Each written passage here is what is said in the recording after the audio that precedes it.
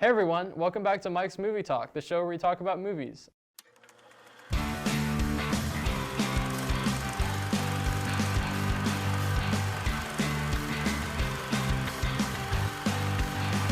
I'm Mike Myers, and today we have a very special guest, Will Herrington, and we're going to be talking about Alien. Will, I know you love this movie, and I love this movie, and it's just really considered to be, a sci-fi horror masterpiece. Yeah. What do you think about I mean, it really is. Like, there's only maybe two movies that you can put on that title, and it's The Thing and Alien. Mm-hmm. I mean, Yeah. it's one of those movies that I feel like has stood the test of time, despite Oh, feeling a for bit sure. aged, with some of its technology and the way that it, like the computer screens and the way the futuristic look it has. Yeah. But it still feels interesting and just unique even today. Oh yeah, we're gonna get into all that. I can't wait.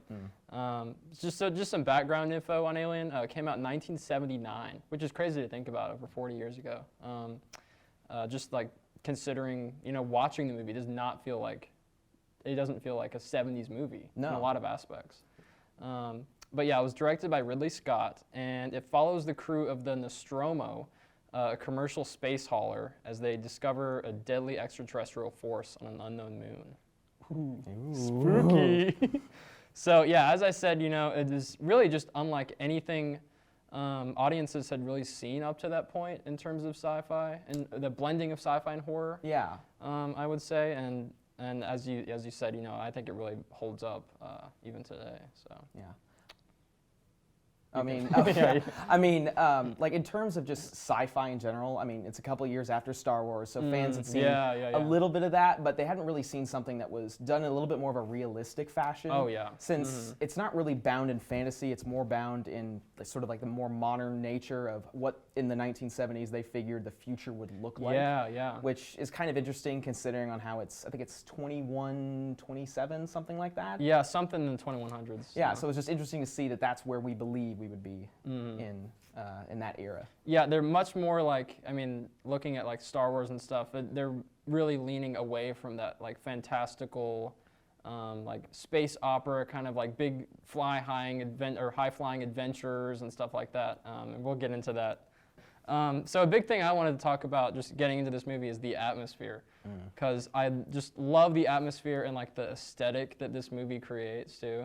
It's just like, and I think, atmosphere is really essential to the horror movie experience. It is. Yeah. I mean, in horror, you don't want an over amount of jump scares. You don't want. You want the atmosphere to tell that story instead. Oh, absolutely. And it's so cramped. It has a unique style to it. Very like 70s-esque. You have flashing lights everywhere. Retro beeps and boops everywhere. I love the style, like the old kind of, like you said earlier, like the 1970s version of what the future could be. You got the old CRT screen displays and just the, even with like more futuristic concepts like the AI that controls the ship. You have that, but it's presented in a 1970s, ooh, look at the fancy computers, that sort of style, which I think is really I guess cool. Mother in general, which is the computer AI in the ship, it's funny that they sort of portrayed as it's super futuristic to be able to type in commands without having to do // and just sort of gives you an actual answer or response back on that was a big idea in for 1979. computers, that's pretty huge. Yeah, you don't have a mouse or anything. You just like type in what you want and type in questions. It's like a chat bot.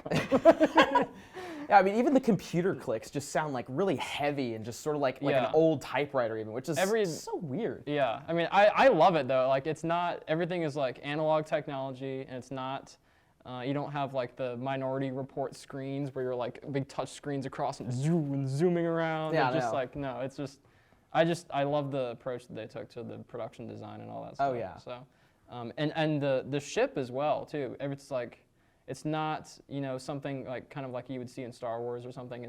It's a space hauler, and the crew is going out to collect ore. They're workers too. They're not like adventurers or I saw a thing on here that Ridley Scott described them as truckers in space. I think Brett embodies that a bit. He's one of the engineers, but yeah, the space that they really have in that ship, it feels very confined. Even when they're outside of hypersleep, you see a little bit of their canteen area. It's a bit bigger than like what you'd find in the International Space Station, but it's still just a super confined environment, and what you'd probably see in like a typical spacecraft, probably. Oh, That's what we'd assume in that age. Yeah. I mean, you had, I don't know, I'm showing my space knowledge here, but in 1979, you had stuff like Skylab, and all the, experiments going on in there, and it kind of just modeled off of that, which is kind of close to what the International Space Station is now. Yeah. Just very industrial and there's not a lot, it's not like, you're not going into the Millennium Falcon or anything with just big lounge seats and everything. But just the design of that was really cool. And it's contrasted with the organic design of the alien ship that they explore too. Yeah, the Juggernaut, which is the name of the ship. Okay. Yeah.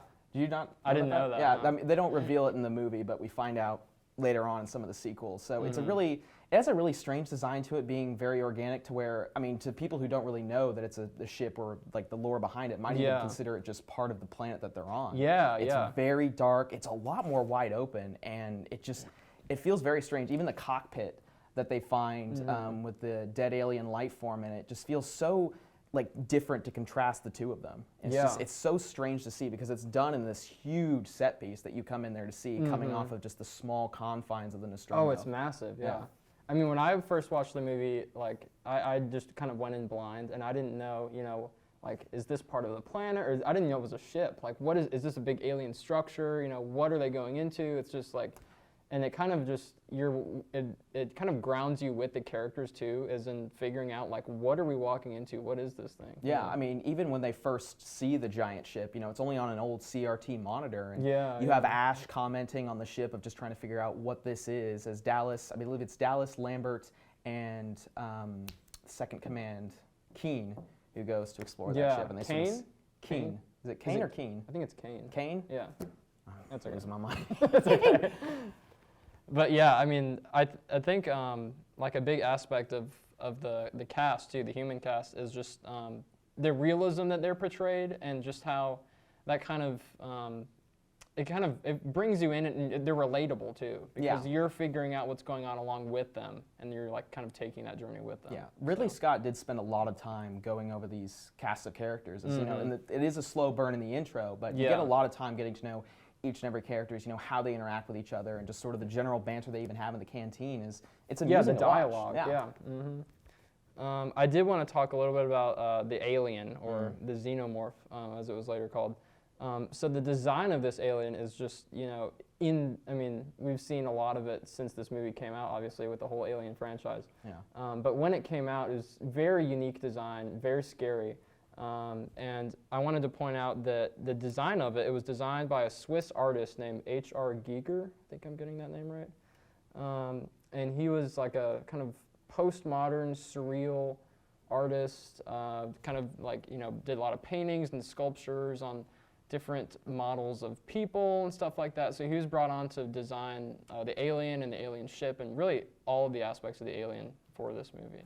Yeah, I mean, the xenomorph's design is it's very bizarre. His large mouth, the fact that he even has two mouths on the inside that's sort of able to snap out, it's just, I don't think they've ever really seen a whole lot of aliens like that in media beforehand, because it's mostly just, little green spacemen that sort of walk around. Even some of the older ones in the 50s didn't even show aliens just that looked absolutely terrifying. And so the actual creature design, that it was, in most of the scenes, it was a suit that someone was in. And so I think I was reading the person that was in the suit was actually 6'10". Oh yeah. And so over 7 feet tall in the suit. And so Ridley Scott was looking for someone to be and they were super skinny too, looking for someone to be they could almost, they would see the alien, and people would kind of think, oh, there's no way there's a person inside of that. That can't be real. The arms and legs are too long, or it's just it's so huge. How can that be a person in there? There's maybe a couple scenes you could probably see that, especially when he's blown out of the airlock. You can kind of see there's a few. Yeah, that's the dude in the suit. But for the most part, it just looks like something completely foreign. Especially where you're saying with some of his limbs, his legs bend out in such a strange way that you're there's no way. Mm-hmm. I just thought of this now. I did see it. There's a behind the scenes picture. I don't know if you've seen it. Are you talking about when the mask is off and he's in the suit, or? Well, the mask is on in the picture I've seen, so it's just the alien just sitting there in this cardboard box, just sitting there, hunched over, on set, just waiting for the next take or something. If I can find that picture, I'll put it up here. But that just came into my mind. That was funny. But yeah, I mean, that was the alien's final form we're talking about. But Yeah. you know, as the movie goes on, it goes from the egg, and then it goes to the face hugger, and then the chest burster, and then finally it grows into like the final form. Which like the changing of its forms and stuff and how like unpredictable it is, I think really threw people off when it came out. Absolutely. Just like, what can this thing even do? What is it? Is it like, you know? I mean, it felt so foreign to them, and even it baffled the crew in general. Ash was so intrigued by just the face the reactions of the crew too. Yeah, when they're in the medical bay and even just examining what this creature is that's latched onto Kane. I mean, Ash is so just intrigued by the nature of it. And even when they're trying to get it off and they cut the little part of the face hugger off, they're shocked, like, oh my gosh, it's bleeding acid, it's dripping, it's burning the hull. Yeah. Like it just goes from that to even the iconic scene of the chest burster coming out of Kane and just the pure just shock of what's going on. Like, I know, and I think that's something that really sucks you into the movie is just like you're with that crew trying to like, especially on a first viewing. Yeah. Because you know, once you've watched it 2-3 times, you know exactly what's going to happen. But like, you know, on a first viewing, you're sucked into the movie. You're just like with that crew trying to figure out what is going on. You know, what is this alien? What can it do? And you're just on edge the whole time. Yeah. Which is something that I really enjoy about the movie. I mean, it's really just haunting to see. Yeah. In that manner, just seeing how the alien just sort of evolves from that. Like even as a chest burster, when they first are like, okay, this thing is loose in the ship, let's go find it. And as soon as it escapes and Brett is looking for it, and I believe it's the coolant chamber or something like that, where there's water dripping on his face. Oh, it's a huge shock to the audience to see that this is not a tiny creature anymore. This thing has grown. Oh my God. It's grown into growing so fast. This massive thing that's just snuck up behind him. Like that's terrifying. Oh, I know. And I think a little fact about the chest burster scene, like apparently the actors knew. I mean, the actors were shown, you know, like what it would do beforehand. You know, because they had like a fake torso, and then they had the actors' arms and legs like underneath the table and stuff and all that stuff, and they saw it come out. But the final scene was done in one take, and they had, you know, all the blood comes out and everything. Oh, yeah. So they didn't do the blood beforehand, so none of the actors knew there's going to be all this blood and guts squirting out. Yeah, because when it squirts all on Lambert's face, it's like she That's reacts real viscerally. reaction. Oh yeah, she's shocked. She's in awe that it just happened to her. I mean, my God. So, I mean that's one of the most famous horror scenes in cinema history. I would say. Easily. Yeah. Like it's up there with the Psycho shower scene. In terms of iconic nature. Like even if you don't know the movie Alien, you know at least about the chest bursting scene. Easily. Yeah. Oh, I also said, you know, similar to, and this was actually pitched. Funny as this is pitched as Jaws in space when they were trying to like shop it around the different studios. Yeah. But I was saying similar to Jaws, you know, the actual alien is really barely ever shown on screen that much throughout the entire movie, which kind of just makes it even more tense, you know. I mean, he's meant to be this sort of stalkerish enemy, and it adds that sort of fear of the unknown of this creature just sort of lurking along. And I mean, the few scenes that he is shown, you never see the full body of him. You either just see his head, his back, or sometimes just like maybe like the front part of him. You never really get a full view of him until the end of the movie when he's somehow maneuvered himself into the shuttle. Somehow. The 7-foot-tall creature. That somehow just sneaky. Snuck in as the chaos of the self-destruct. Yeah, and just like the, you know, super strong acting all around. Oh, yeah. By all the cast. Just, you know, as I said before, it made the characters so much more relatable. Believable to like the situation. Like this is how people would actually react to the situation if this happened, you know. Oh, definitely. And Sigourney Weaver too. This launched the icon that is Sigourney Weaver and Ellen Ripley, which is I mean that's a big deal for her. Cinematic icon. And you know, this came out in '79, and you know, Ellen Ripley serving as like this strong female action hero basically was really rare back then. I mean, in horror, you sort of had that trope. In horror, of like the final girl come up, because Halloween was a bit before this with Jamie Lee Curtis, who, fun fact, is actually BFFs with Sigourney Weaver. Really? I didn't know that. Yeah. I mean, they're just really good friends in that, and it sort of helped cement that trope in a lot of horror moving forward, of just this strong female character that's able to go up against nearly an insurmountable threat that has basically killed so many others. Yeah. And it's really something that you see a little bit in modern horror today, but it's kind of cooled down since the 80s and 90s, unfortunately. Yeah. Let's see. Is there anything? That's all like the kind of the specific topics that I wrote down. If there's anything that you wanted to bring to the table. I mean, I think just in terms of the movie in general, just the legacy that it's left on pop culture is uncanny. Oh yeah. Like the xenomorph in general has moved beyond what the movie represented and what it was. Because I mean, he's gone on to be in many things in pop culture. I mean, the chestburster scene alone that was spoofed in Spaceballs. You have the alien that eventually would fight the Predator in two kind of bad movies. And apparently there's even a comic series where Batman fights the alien. What? Yeah, I did. It's so strange. Okay, guys. My brother told me about that. It's so strange. What? And yeah, I mean, it's grown into. I think the alien's like in Mortal Kombat too, or something. Is he really? Or one of the Mortal Kombat games. I don't know. Probably. That would be cool to see, actually. Along with like Terminator and. Yeah. Yeah. But yeah, I mean, definitely grown way beyond just the Alien franchise. Yeah. Like people recognize at least what this is. They're like, oh, that's the Alien, which I feel like kind of ruins a little bit of the magic for some first-time viewers. Because like as you were saying, the mystery of it's a huge thing when you're first watching it, and nowadays, like it's 2022, people at least know about this, heard it from their parents, heard it from relatives. So even if you're going into it first viewing, I don't feel like it hits as hard as it did back in the 70s and 80s. I mean, if you're not like a big movie buff, you may not know all the ins and outs of like, the alien itself or anything. But like, I mean, the first time viewing is just amazing, incredible for this movie. Oh, it is. Yeah. But I mean, I think people at least will still eventually say like, oh, when's the big black alien creature going to show up? Yeah. Like they're still expecting that. Yeah. So the big takeaway about this movie, we know it's a masterpiece. What kind of person would you recommend this movie to? Anyone or? I mean, I feel like anyone can enjoy it, but I feel like someone who's a real fan of horror and sci-fi, that's really who it's directed to. Yeah. I mean, it's easily one of the most iconic horror movies of all time, but it's kind of blended that genre into being more science fiction than horror. Yeah. Because it teeters on that fine line, so anyone who's really interested in like pure sci-fi horror or just sci-fi in general would absolutely love this movie. Because I mean, this is one of my favorite movies, and I have not, dipped my toe into horror that much at all, but I am a big sci-fi fan, so that's what attracted me to this movie, like initially. And then I just watched it and was just like, thrilled by it. Because, I mean, even compared to most horror movies, it's not that bloody. No. Like, the only blood in there, I think, is just when the chestburster is the worst scene in the movie. Yeah, and I mean, there's not even really any scares in it, unless you count just the alien sneaking up on Dallas in the vents. And no, that was scary. Yeah, that's pretty terrifying, because there's a huge buildup where they're tracking it on the trackers in the vents, and Ripley's just screaming at him just to get away from it, because they see it slowly moving towards Dallas. Yeah. It's intense.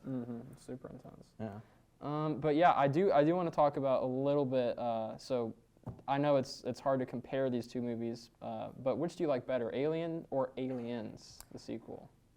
I'm a horror fan. Yeah. So I prefer Alien over Aliens. Not to say that Aliens is a bad movie. It's a great movie. I love Aliens. It just it sort of loses that horror atmosphere that I really liked in Alien. Like, it's not as confining, because you're on LV-426, the planet, as it's been, colonized later on. Yeah. And, it's a lot more wide open. The threat of the alien, I feel like, has been decreased significantly in Aliens, because you have the weapons of the Colonial Marines. You at least know what's going on, roughly. I mean, the only, new intensity that comes in is the Queen.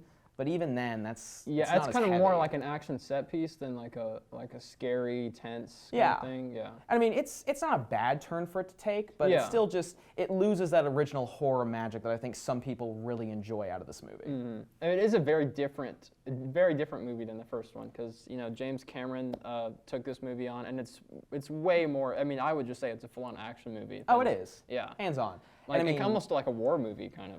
Like sci-fi war. Yeah, movie. I mean, with the Marines, I think you could see that a lot. There's like a lot of, it's a little bit more comedic with some guys, especially Bill Paxton. I love Bill Paxton. He's fantastic. Game over, man. Like he makes a lot of the scenes in that movie, because most of the Colonial Marines, I don't know if it's okay to say if it's a spoiler on this, it's fine. They don't make it through like the first act. So him being able to carry on the Marines role later on throughout the film is just, it's amazing to see. Yeah. I mean, some people would say Aliens is better, and then some people would say Alien is better. There's so much debates. I mean, like, it really just comes down to they're two really different movies. I mean, they are comparable, but they're also not comparable in that sense because the first one's a horror movie and the second one's an action movie. I mean, if you just don't really like horror, or if you're even like remotely uncomfortable with the concept, Aliens is more for you. I feel like you can still go into that movie a bit without having any prior knowledge of Alien, and still enjoy it. Because they kind of fill you in the beginning of what happened to Ripley, like, because she wakes up like 50 years later. And they sort of debrief her in the conference scene, and they sort of go over the events of the first film. So, I mean, you could probably do that and go into it completely blind. Yeah. Overall, two fantastic movies. Absolutely. And I do want to talk about one more thing. If you like Alien, and if you are a gamer, I mean, please check out Alien Isolation. This is just a fantastic movie. Not a movie, it's a game. Yeah. It's Mike's Game Talk. It's Mike's Game Talk Mike's Game Talk. But yeah, so it takes place 15 years, I think it's 15 years after the events of the first movie, and you play as Ellen Ripley's daughter, who is all grown up and searching for her mother, which she's out in space in hypersleep at this point. Yeah. But it's just really, I think it just really captures the feel of the first Alien movie so good. It just nails it. Like just the horror aspects and just the production design of everything is just, oh, absolutely. I mean, you can tell whoever made this game had love and care for the original. Like, they are, even minor details that just, you can tell were taken directly from the film. Like, someone was looking for that exact way that the computer screen looks, or the exact way to frame the doors. Because in the game, you play on a space station as opposed to the confines of a small ship. But even then, just the ship and the stations look identical. Yeah. Like, they look like they were made by the same kind of people. Yeah, like, this could have been, like, it looks like it could have been in Alien movie, like, in the 70s. Oh, yeah. And even then, I believe there's 2 expansions that actually take place on the Nostromo. And if you compare the 2 images, they look uncanny. You replay some of the events of the first movie. Yeah. I think it's the final act where you're turning on the self-destruct sequence and escaping to the shuttle, I believe.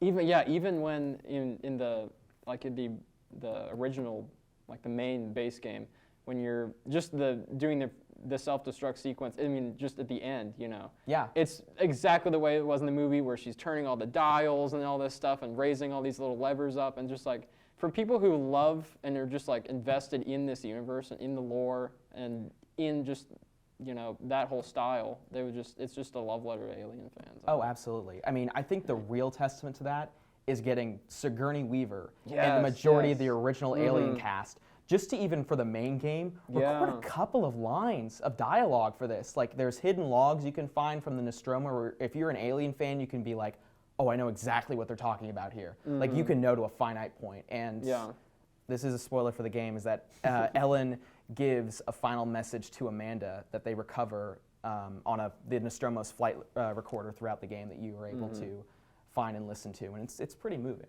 Yeah. It's just, I actually watched Alien, and then I had bought the game before I even watched the movie somehow. I don't know why.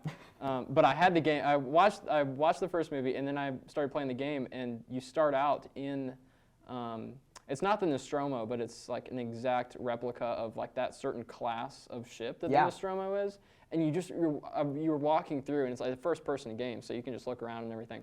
You're walking through, and it's just like, I'm just like, oh my God, I'm in the movie right now. Yeah. It's crazy I think how they did that. One of the characters even mentions how, like, it's the similar class ship to the Nostromo. Like, you should feel right at home. Yeah. And they really, like, they just went to such detail. You could tell they studied, like, I mean, they had original documents from the movie, like the production set design. Oh, wow. That they actually went and studied to make sure it was, like, up to par and accurate.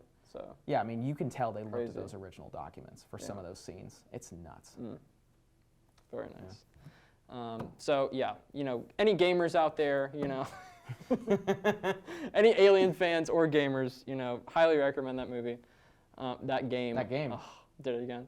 It's just like a movie, though. It's like another Alien movie, kind of. I mean, this is going to come from a horror fan. Yeah.